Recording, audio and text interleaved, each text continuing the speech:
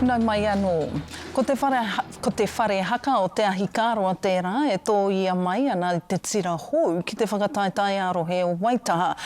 E whai haere ana Tahu News i te tira e kawea nei te kaupapa ki tua.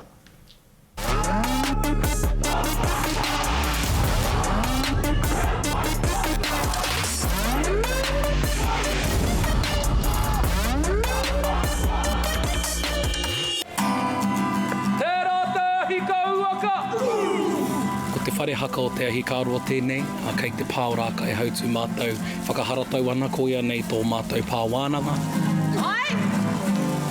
Me pēnei pia te kōrero, kua neke atu i te toru te koutou, tēnei kaupapa. Me ona iro, me ona whakarāwai, e iri ana ki ngā pātu o tō tātou Whare Haka. He tū whakamānawa tēnei i tō tātou hāpori, Waitaha matatū, o tira ngā taipakeke, ngā taikura o tō mātou rōpu kā tūtahi mātou, Te Ahikōmau.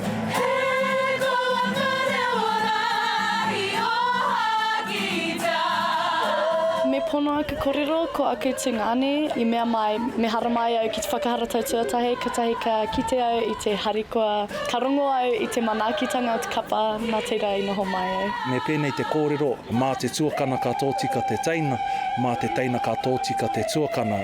Ko rātou katoa ngā toki o tēnei mea, te ao haka. I tipu ake mai I roto I te mana kuratahi, te whare kura, ko tai mai ki ēnei rārangi, he toki katoa.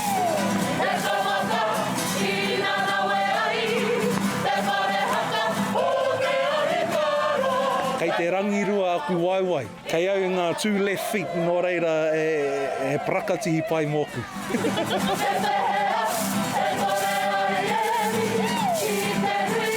Ko te poi, ko te whakawhiti rānei, I runga I te mea, he rereke kare anō kia mahi I tetahi poi me tetahi whakawhiti pērā.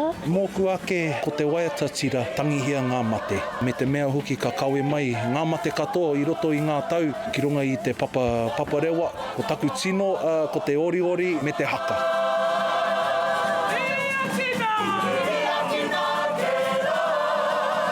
Ko te painga o tō mātou Whare Haka, e āhuaranga pia e uai anō te tangata ki tōna reo, ki tōna whakapapa, me ngā tikanga, whakahaere I a mātou, I a tātou anō.